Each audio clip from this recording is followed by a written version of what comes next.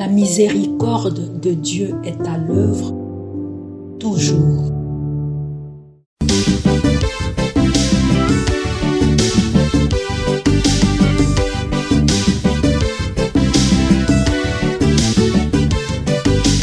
Biblia, buku ya bomoi, buku ya bonyae, emayele, ekokolisa boya bibwa biso. Biblia, buku ya bomoi, buku ya bonyae, emayele, ekokolisa. Le Seigneur est ma lumière et mon salut, qui pourrais-je craindre? Le Seigneur est le rempart de ma vie, devant qui tremblerai-je? Au nom du Père et du Fils et du Saint-Esprit. Amen.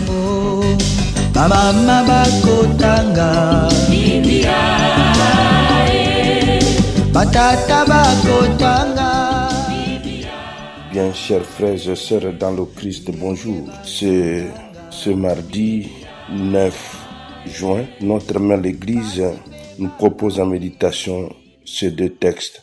La première lecture est tirée du premier livre des Rois, au chapitre 17, du verset 7 au verset 16. L'évangile, c'est l'extrait de l'évangile de Jésus-Christ selon saint Matthieu, au chapitre 5, du verset 13 au verset 16. Prions le Seigneur.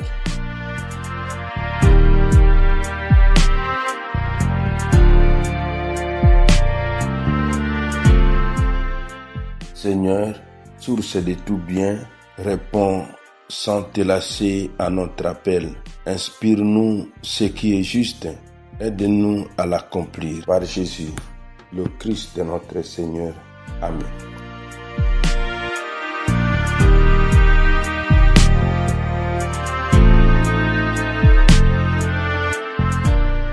Liturgie de la parole de Dieu. Première lecture. Lecture du premier livre des Rois. En ce jour-là, sur l'ordre du prophète Élie, au bout de certains temps, il ne tombait plus une goutte de pluie dans tous les pays. Et le torrent où buvait le prophète finit par être à sec. Alors, la parole du Seigneur lui fut adressée.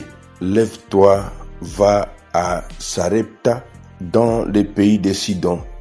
Tu y habiteras. Il y a là une veuve que j'ai chargée de te nourrir. Le prophète Élie partit pour Sarepta et il parvint à l'entrée de la ville. Une veuve ramassait du bois. Il appela et lui dit: veux-tu m'épuiser avec ta cruche un peu d'eau pour que je boive? Elle alla en puiser. Il lui dit encore: apporte-moi aussi un morceau de pain. Elle répondit: je le jure par la vie du Seigneur ton Dieu, je n'ai pas de pain. J'ai seulement dans une jarre une poignée de farine et un peu d'huile dans un vase. Je ramasse 2 morceaux de bois. Je rentre préparer pour moi et pour mon fils ce qui nous reste. Nous les mangerons et puis nous mourrons. Élie lui dit alors: n'aie pas peur, va, fais ce que tu as dit. Mais d'abord, cuis-moi une petite galette et apporte-la-moi. Ensuite, on fera pour toi et pour moi, on fera pour toi et ton fils. Car ainsi parle le Seigneur, Dieu d'Israël: genre de farine, point ne s'épuisera. Vase d'huile, point ne se videra. Jusqu'au jour où le Seigneur donnera la pluie pour arroser la terre. La femme alla faire ce qu'Élie avait demandé et pendant longtemps, le prophète elle-même et son fils eurent à manger. Et la terre et la jarre de farine ne s'épuisa pas et le vase d'huile ne se vida pas, ainsi que le Seigneur l'avait annoncé par l'intermédiaire d'Élie. Parole du Seigneur, nous rendons grâce à Dieu. Évangile de Jésus-Christ selon saint Matthieu. En ce temps-là, Jésus disait à ses disciples: vous êtes le sel de la terre, mais si le sel devient fade, comment lui rendre de la saveur? Il ne vaut plus rien, on le jette dehors et il est piétiné par les gens. Vous êtes la lumière du monde. Une ville située sur une haute montagne ne peut être caché, et l'on n'allume pas une lampe pour la mettre sous le boisseau. On la met sur le lampadaire et elle brille pour tous ceux qui sont dans la maison. De même que votre lumière brille devant les hommes. Alors, voyant ce que vous faites de bien, ils rendront gloire à votre Père qui est aux cieux. Acclamons la parole de Dieu, louange à toi, Seigneur Jésus. Donnez le peu que l'on a pour devenir lumière du monde. Voilà le thème autour duquel se recoupent les deux textes proposés en méditation en ce jour. Dans la première lecture, le prophète Élie arrive chez une pauvre veuve de Sarepta. Elle n'a presque plus rien, seulement une poignée de farine et un peu d'huile. Humainement, elle est au bout de ses ressources. Pourtant, Dieu lui demande d'accueillir son prophète et de partager le peu qui lui reste. Sa foi ouvre la porte au miracle. La jarre de farine ne s'épuisa pas. Le vase d'huile ne se vida pas. Cette veuve nous enseigne une grande vérité spirituelle. Dieu ne nous demande pas d'abord ce que nous n'avons pas, mais il bénit ce que nous acceptons de donner avec foi. Le peu offert à Dieu devient source de vie. Là où la peur dit « garde pour toi », la foi dit « partage » et Dieu pourvoira. Dans l'Évangile, Jésus dit à ses disciples « Vous êtes le sel de la terre, vous êtes la lumière du monde.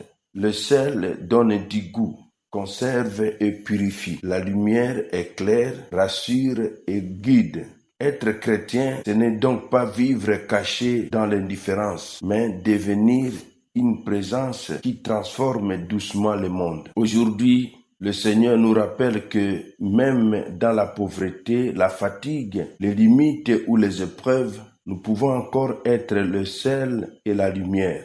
Une parole de paix, un geste de partage, une visite à un malade, un pardon accordé, une aide offerte à quelqu'un dans le besoin, voilà la lumière que Dieu veut faire briller à travers nous. La veuve de Sarepta devient lumière parce qu'elle a cru.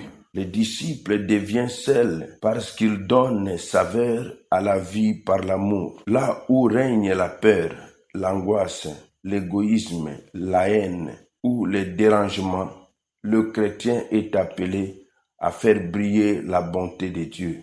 Amen. Et que Dieu Tout-Puissant vous bénisse et vous protège, le Père, le Fils et le Saint-Esprit. Amen. Excellente journée à tous. Bonne fête patronale au Léon et à ce jour portant son Excellence, Monseigneur Oscar Ngoyi du diocèse de Kongolo qui célèbre son 19e anniversaire d'ordination épiscopale.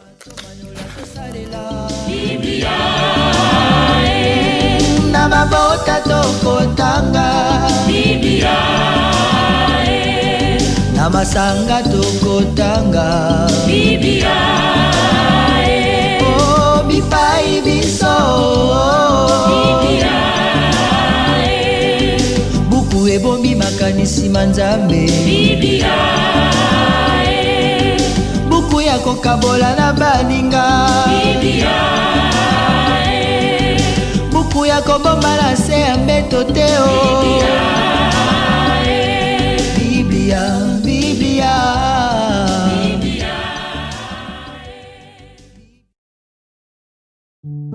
La miséricorde de Dieu est à l'œuvre toujours.